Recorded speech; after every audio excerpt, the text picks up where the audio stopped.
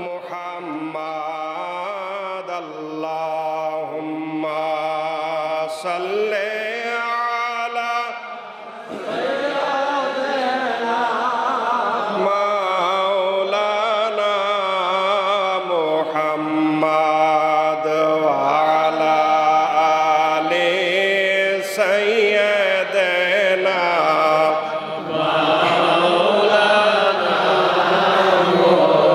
बदहमद मरखुदा दरूद मुस्तफ़ा नाते आले पाक पैगम्बर रसूल मुस्तफ़ा आजो आजे पाक नबी असहाबा पाक अजमाइन हस्ते तहियातु मुहब्बत बरहमा पाक कामिलीन मदेह हजरत खाजा यूनुस पीर मायनायतपुरी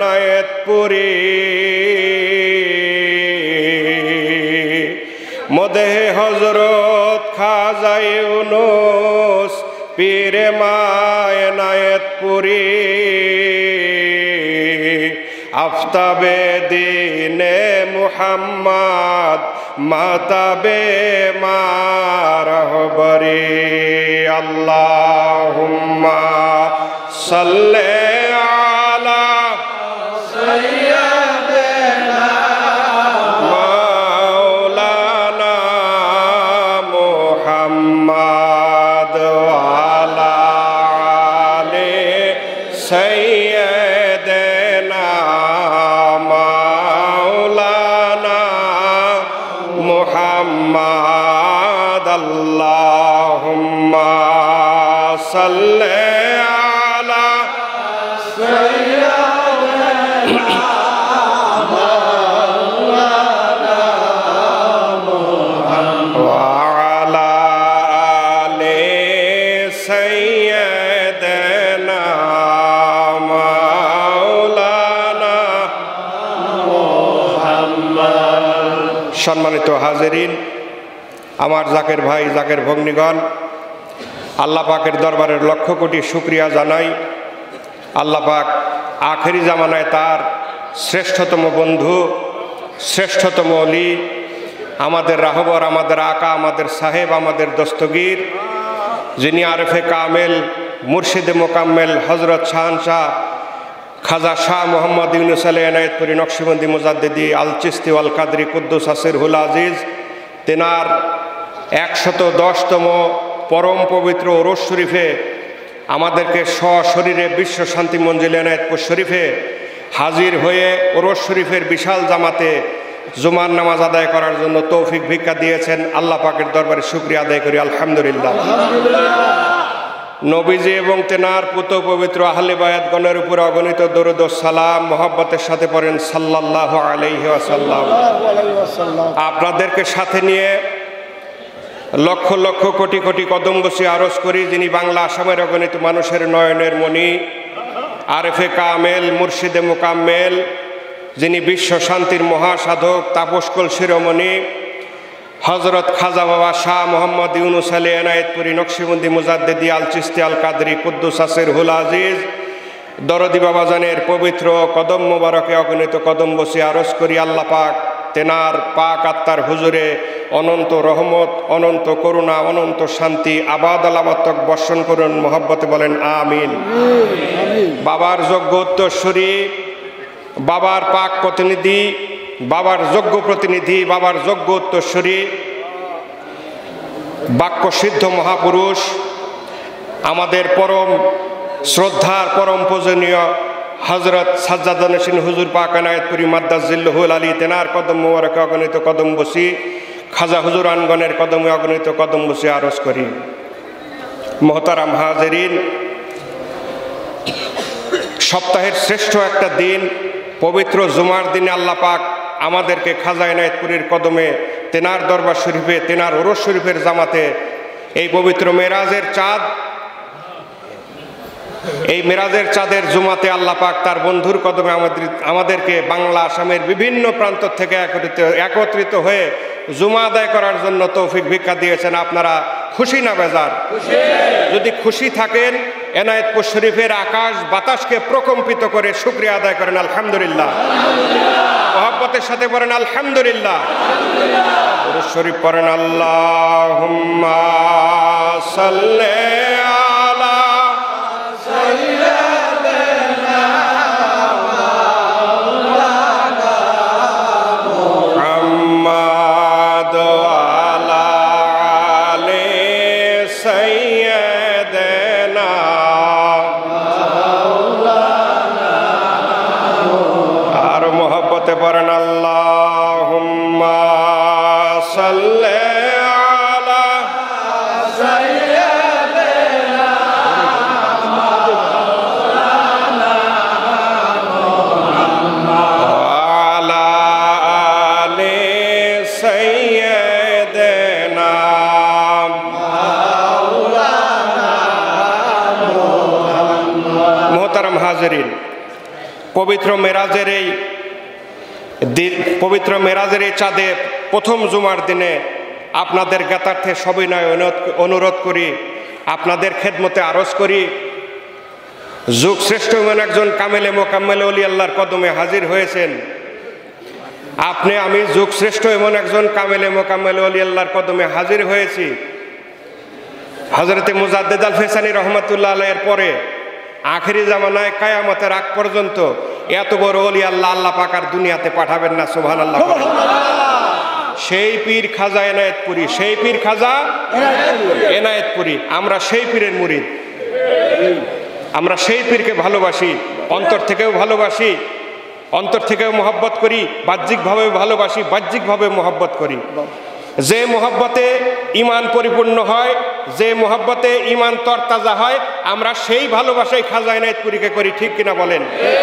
তীব্র শীতের মধ্যে সারা দেশে শৈত্য প্রবাহ শুরু হয়েছে, ঠিক না? সারা দেশে শৈত্য প্রবাহ শুরু হয়েছে। এই শৈত্য প্রবাহের মধ্যে আত্মীয়র বাড়িতে দাওয়াত দিলে মানুষ যায় না, যায় কি? যায় না, নানান ছুতা দিয়ে অ্যাভয়েড করে যায়। অথচ দেখেন, একখানা চিঠি মোবারক আপনাদের কাছে দেওয়া হয়েছে হযরত সাজ্জাদ নসীন হুজুর পাকের পক্ষ থেকে, তেনার পবিত্র হাতের মাধ্যমে একখানা চিঠি মোবারক ওরস শরীফের দাওয়াতপত্র আপনাদের কাছে গেছে। সেই চিঠি অনেকে আবার ফিজিক্যালি হাতে হাতে চিঠিও পান নাই, মুখে মুখে দাওয়াত পাইছেন। কিন্তু এই যে একটা আকর্ষণ এনায়েতপুর শরীফের প্রতি, এই যে একটা আকর্ষণ, এই যে একটা টান, এইটাই খাজা এনায়েতপুরীর প্রতি আপনাদের ভালোবাসা। সুবহানাল্লাহ করেন। যেই ভালোবাসা দুনিয়ার কোনো কিছু দিয়ে আপনি কিনতে পারবেন না, এটা অমূল্য ভালোবাসা। এই ভালোবাসা যদি অন্তরে ধারণ করতে পারেন, এই ভালোবাসা নিয়ে যদি মৃত্যু হয়, এই ভালোবাসার সাথে কবরে থাকবেন, এই ভালোবাসার সাথে ইনশাল্লাহ হাশরের ময়দানে উঠবেন, এই ভালোবাসার সাথেই ইনশাল্লাহ কাল খাজা এনায়েতপুরীর নেতৃত্বে দয়াল নবী রাসূলে পাক সাল্লাল্লাহু আলাইহি ওয়াসাল্লামের সাথে আমাদের হাশর নাশর হয়ে যাবে। কালামুল্লাহ শরীফ খুলেন, আল্লাহ পাক ঘোষণা করছেন হাশরের ময়দানে তোমাদের যার যার ইমামের নাম ধরে, দলপতির নাম ধরে তোমাদেরকে আমি ডাকবো। ঠিক কিনা বলেন? আল্লাহ পাক বলছেন, আমার কথা না, নবীজির কথাও না, সরাসরি কোরআন শরীফের কথা। আল্লাহ পাক বলছেন যার যার ইমামের নাম ধরে ডাকবো। আপনি যদি খাজা এনায়েতপুরীকে ইমাম মানেন, আপনি যদি খাজা এনায়েতপুরীকে মনে প্রাণে ভক্তি করেন, খাজা এনায়েতপুরীর আদর্শকে বুকে ধারণ করেন, ইনশাআল্লাহ আশা করা যায় হাশরের ময়দানে অবশ্যই খাজা এনায়েতপুরীর নেতৃত্বে দয়াল নবী কামলিওয়ালা মদিনাওয়ালার ওই দলের সাথে আমরা আল্লাহর সামনে দাঁড়াবো। সুবহানাল্লাহ পড়েন, মহব্বতে পড়েন আল্লাহুম্মা সাল্লি আলা সাইয়্যিদিনা মাওলানা মুহাম্মাদ ওয়া আলা আলি সাইয়্যিদিনা মাওলানা।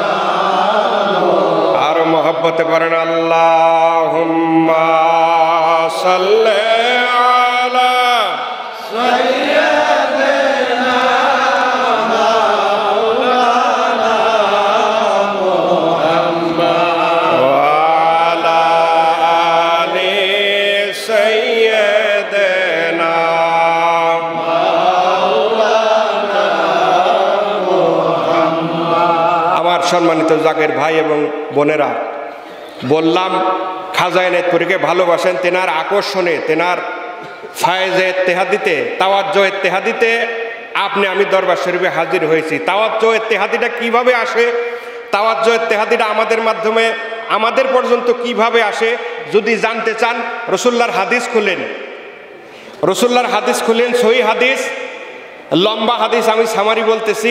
হাদিস শরীফের মধ্যে ইরশাদ হচ্ছে, আল্লাহ পাক যখন কোনো বান্দাকে ভালোবাসেন, সুবহানাল্লাহ পড়েন, কে ভালোবাসেন? আল্লাহ পাক যখন কোনো বান্দাকে ভালোবাসেন, আল্লাহ যখন কোনো বান্দাকে ভালোবাসেন, হযরতে জিবরাইল আলাইহিস সালামকে ডেকে বলেন, জিবরাইল আমি আমার অমুক বান্দাকে ভালোবাসি, জিবরাইল আমি আমার অমুক বান্দাকে ভালোবাসি, তুমি আকাশবাসীদের মধ্যে ঘোষণা করে দাও এই কথা যে আল্লাহ অমুককে ভালোবাসে। হযরতে জিবরাইল আলাইহিস সালাম সমস্ত আকাশের অধিবাসী যারা সকল মালায়েকা কুল সবার কাছে যেয়ে বলেন, আল্লাহ আমাকে জানাইছেন আল্লাহ অমুক বান্দাকে ভালোবাসেন, তোমরাও তাকে ভালোবাসো, সুবহানাল্লাহ। এবং আকাশবাসী যখন সেই বান্দাকে মহব্বত করা শুরু করে, সেটা আস্তে আস্তে জমিনের মধ্যে ছড়ায় পড়ে। জমিনের মানুষ, জমিনের মুমিন যারা, তাদের অন্তরের ভিতরে সেইটা আপনার নাজিল হয়, নোটিশ জারি হয় যে আল্লাহ পাক অমুককে ভালোবাসেন। ওলি আল্লাহদের প্রতি ভালোবাসা তখন আপনার আমার অন্তরের ভিতরে আসা যায়। সুবহানাল্লাহি ওয়া বিহামদিহি সুবহানাল্লাহিল আযীম। মানুষ বিনা কারণে আসে না, এনায়েতপুর শরীফে মানুষ বিনা কারণে আসে না, এটা আরশ থেকে নির্ধারিত। আমি আপনি ভালোবেসে এনায়েতপুরের শরীফে আসবো, এটা আরশ আল্লাহ নির্ধারণ করছেন, কোনো মানুষ না, স্বয়ং রাব্বুল ইজ্জত নির্ধারণ করে দিয়েছেন। জিবরাইলকে ডেকে বলছেন, জিবরাইল আমি আমার বন্ধু খাজা এনায়েতপুরীকে ভালোবাসি, তুমি আকাশবাসীদের মধ্যে ঘোষণা করো। জিবরাইল তাই ঘোষণা করেন, সমগ্র মুমিনের কালবের ভিতরে এই নোটিশ হয়ে যায়, আল্লাহ খাজা এনায়েতপুরীকে ভালোবাসেন, মুমিনগণ তোমরাও ভালোবাসো। যার কারণে লক্ষ লক্ষ মানুষ খাজা এনায়েতপুরীর দরবারের দিকে ভালোবাসা অন্তরে নিয়ে পঙ্গপালের দিকে ছুটে আসতেছে, পঙ্গপালের মতো করে ছুটে আসতেছে। সুবহানাল্লাহ পড়েন।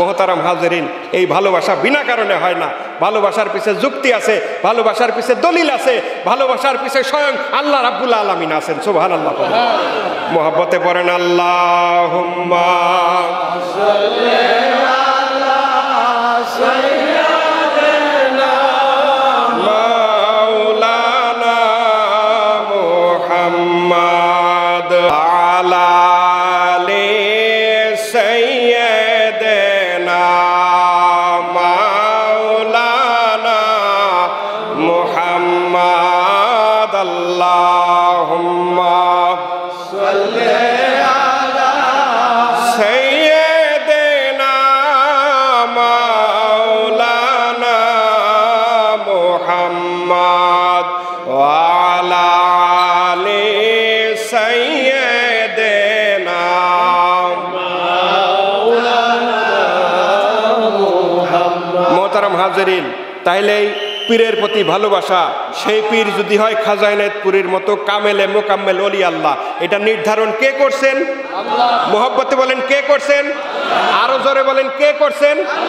স্বয়ং আরশের মালিক মহান রাব্বুল ইজ্জত এইটা এই বিধানটা জারি করে দিয়েছেন যে উনি যাকে ভালোবাসেন সমগ্র মুমিন মুসলমানও তাকে ভালোবাসবেন। যেহেতু খাজা এনায়েতপুরীকে লক্ষ লক্ষ মুমিন মুসলমান ভালোবাসেন, কাজে এইটা বলার অপেক্ষা রাখে না। দলিল তো আছেই অসংখ্য অগণিত, কিন্তু আর দলিল লাগে না। বুদ্ধিমান আকেলমানকে নিয়ে ইশারাই কাফি, বুদ্ধিমানের জন্য ইশারাই যথেষ্ট। যেহেতু খাজা এনায়েতপুরীর মুরিদ লক্ষ লক্ষ মুমিন মুসলমান, হাজার হাজার ওলামায়ে কেরাম, ওলামায়ে দ্বীন, ওলামায়ে কেরাম যারা খাজা এনায়েতপুরীকে ভালোবাসেন, কাজে খাজা এনায়েতপুরীর ভালোবাসা এটা আল্লাহ কর্তৃক নির্ধারিত, কোনো সন্দেহ নাই। সুবহানাল্লাহ পড়েন। মুহতারাম হাজিরিন, ভালো তো বাসবেনই। আউলিয়া আল্লাহদের কথা আল্লাহ পাকই বললেন, আলা ইন্না আউলিয়া আল্লাহি লা খাউফুন আলাইহিম ওয়া লা হুম ইয়াহজানুন। আল্লাহ বলছেন জানিয়ে রাখো, হুঁশিয়ার হও, সাবধান হও, আল্লাহর যারা বন্ধু তাদের কোনো কালে কোনো ভয় নাই, দুঃখিত হওয়ার কোনো কারণ নাই। সুবহানাল্লাহ পড়েন। ভয় কি শুধু দুনিয়াতে? তা না, দুনিয়া এবং আখেরাত, দুনিয়া এবং আখেরাতে দুই কালেই তাদের কোনো ভয় নাই। এবং আল্লাহ এই আয়াত দুনিয়া আখেরাতে ভয় নাই বলে আল্লাহ পাক ফরমাইলেন যে জানিয়ে রাখো আল্লাহর বাণীর কোনো পরিবর্তন হয় না। সুবহানাল্লাহ পড়েন। আজ মুহতারাম হাজিরিন, খাজা এনায়েতপুরীর মুরিদ আমরা হইছি, অন্তরের ভিতরে খাজা এনায়েতপুরীর মোহব্বত আমরা নেওয়ার চেষ্টা করব এবং তাকে অনুসরণ করব। যেইভাবে খাজা এনায়েতপুরী নবীর সুন্নত পালন করতেন, যেইভাবে খাজা এনায়েতপুরী আল্লাহ রাব্বুল আলামিনের তাবেদারি করতেন, যেইভাবে খাজা এনায়েতপুরী নবীর সুন্নত পালন করতেন, যেইভাবে খাজা এনায়েতপুরী শরীয়তের সমস্ত আহকামগুলো মানতেন, মারেফাতের চর্চা করতেন, আমাদেরকেও সেই অনুযায়ী করতে হবে। এর বাইরে গেলেও হবে না, কম করলেও হবে না, বেশি করলেও হবে না। যদি খাজা এনায়েতপুরীর ভালোবাসা পাইতে চাই তাইলে খাজা এনায়েতপুরীকে পুঙ্খানুপুঙ্খরূপে অনুসরণ করতে হবে। যার কারণে খাজা এনায়েতপুরী বলছেন, বাবা পীরের খাসলতে খাসলত ধরো তবে ত্রাণ ও শান্তি। সুবহানাল্লাহ। মোহতারাম হাজিরিন, মধ্যম পন্থাই উত্তম। জামানা এখন ক্রমশ শক্ত হয়ে যাইতেছে, জামানা কঠিন হয়ে যাইতেছে, কায়ামত নিকটবর্তী হইতেছে, ইমান রাখা কঠিন হয়ে যাইতেছে। এই শেষ মুহূর্তে এসে কিয়ামতের আগে আমি আপনি এখনো যদি খাজা এনায়েতপুরীর আদর্শকে বুকের ভিতরে শক্ত করে স্থাপন না করতে পারি, আমাদের দুনিয়াতেও বিপদ, আখেরাতেও বিপদ। ঠিক কিনা বলেন? কিচ্ছু লাগবে না, শুধু খাজা এনায়েতপুরীর জীবন আদর্শকে ফলো করেন, আর কোনো কিছু, বাইরের কোনো কিছু আপনার দরকার নাই। খাজা এনায়েতপুরী এমন একটা পীর, যেই পীরের ভিতরে আপনি শরীয়ত, তরিকত, হকিকত, মারিফাত সব পাবেন। শুধু শরীয়ত যারা নিয়ে থাকে তারা তো আল্লাহওয়ালা হইতে পারে না, শুধু মারিফত যারা নিয়ে থাকে তারাও আল্লাহওয়ালা হইতে পারে না। যার ভিতরে শরীয়ত মারিফতের পরিপূর্ণ কম্বিনেশন, তিনি আল্লাহওয়ালা, তিনি জামানার সাহেবে হুকুম, তিনি জামানার মুরাদ ফকির, তিনি খাজা এনায়েতপুরী। সুবহানাল্লাহ। কাজেই মোহতারাম হাজিরিন, শুধু এনায়েতপুর শরীফে আসবেন, এনায়েতপুর শরীফে আসলেন, ওরস শরীফে আসলেন, 18ই ফাল্গুনে আসলেন, অন্যান্য প্রোগ্রামে আসলেন, কিন্তু খাজা এনায়েতপুরের আদর্শ, পরিপূর্ণ আদর্শ যেইভাবে ভিতরে ঢুকানোর কথা সেইভাবে যদি ঢুকাইতে না পারি, এই আসা যাওয়ার ফায়দা কম। ফায়দা হবে না তা আমি বলি না, কিন্তু ফায়দা কম। পরিপূর্ণ ফায়দা যদি অর্জন করতে চান, খাজা এনায়েতপুরীকে পুঙ্খানুপুঙ্খরূপে অনুসরণ করতে হবে। আপনাকে খাজা এনায়েতপুরী ওনার অমূল্য বাণীতে বলছেন, বাবারা তোমরা নামাজ পড়ো, তোমরা 5 ওয়াক্ত নামাজ পড়ো। রাসূলুল্লাহ যুদ্ধের ময়দানেও নামাজ আদায় করতেন। বাবারা তোমার পীর কঠিন অসুস্থতা অবস্থায়, কঠিন বেমারেও নামাজ আদায় করেন। নামাজ কখনো ছাইরো না। আল্লাহর এক নাম কাহার, আগুনের দরিয়ায় ডুবাইবেন, কোনো রক্ষা নাই। ঠিক কিনা বলেন? এই সতর্কবাণী খাজা এনায়েতপুরী করছেন না? কাজেই নামাজের গাফেলতি যাদের ভিতরে আছে, শুধু জাকের বইলে নামাজের গাফেলতি করে তা কিন্তু না। এমনি মুসলমানেরাও অনেকেই নামাজ পড়ে না, পড়লে 1 ওয়াক্ত পড়ে, 4 ওয়াক্ত পড়ে না। এই জিনিসগুলা, আপনি জামানার কামেল মোকাম্মেল ওলি আল্লাহর মুরিদ, আপনি খাজা এনায়েতপুরীর মুরিদ, আপনি রাস্তা দিয়ে এমন ভাবে হাঁটবেন, আপনি এমন সুরে কথা বলবেন, আপনি এমন ভাবে নসিহত মানুষকে করবেন, মানুষ যেন বলতে বাধ্য হয় আপনি কামেল মোকাম্মেল ওলি আল্লাহর মুরিদ। মানুষ যেন বলতে বাধ্য হয় আপনি এনায়েতপুর পীর সাহেবের মুরিদ। আপনার কথার মধ্যে মাধুর্য থাকবে, আপনার হাঁটার মধ্যে মাধুর্য থাকবে, আপনার জিকিরের মধ্যে মাধুর্য থাকবে, আপনার বাজার করার মধ্যে মাধুর্য থাকবে, আপনার ওয়াজ নসিহতের মধ্যে মাধুর্য থাকবে।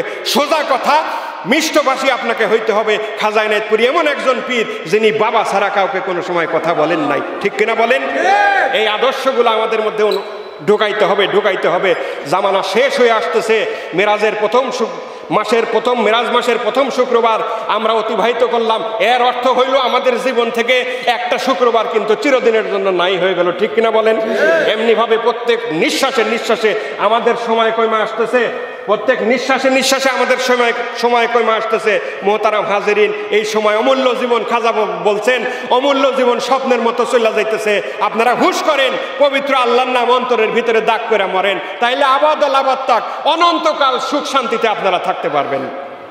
কাজেই হাজিরিন, ওয়াজ নসিহত তো আজকের থেকে অনেক দিনই হবে।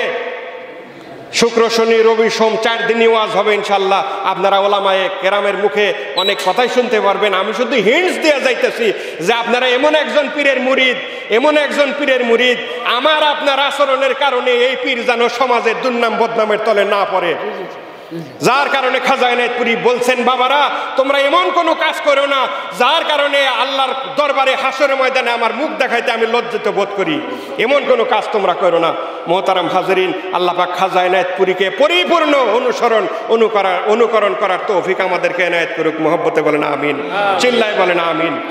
মোহতারাম হাজিরিন, সংক্ষিপ্ত একটা কথা বলে শেষ করব। জিয়ারতের উদ্দেশ্যে যে রওনা আমরা হইলাম, জিয়ারতে আমাদেরকে অনেক দিক থেকে বাধা আসে, অনেকে ফতোয়া দেয়।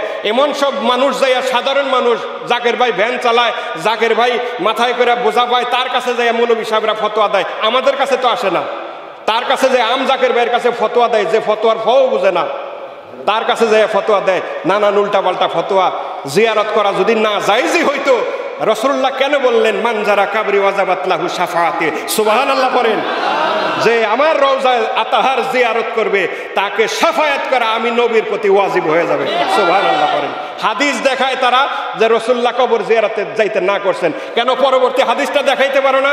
আল্লাহর রাসূল ইরশাদ করছেন যে প্রথম দিকে আমি তোমাদেরকে কবর জিয়ারতে নিষেধ করেছিলাম, পরবর্তীতে আল্লাহ আমাকে জানাইছেন কবরের জিয়ারতের আম হুকুম দিয়ে দিয়েছেন, তোমরা কবর জিয়ারতে যাবা।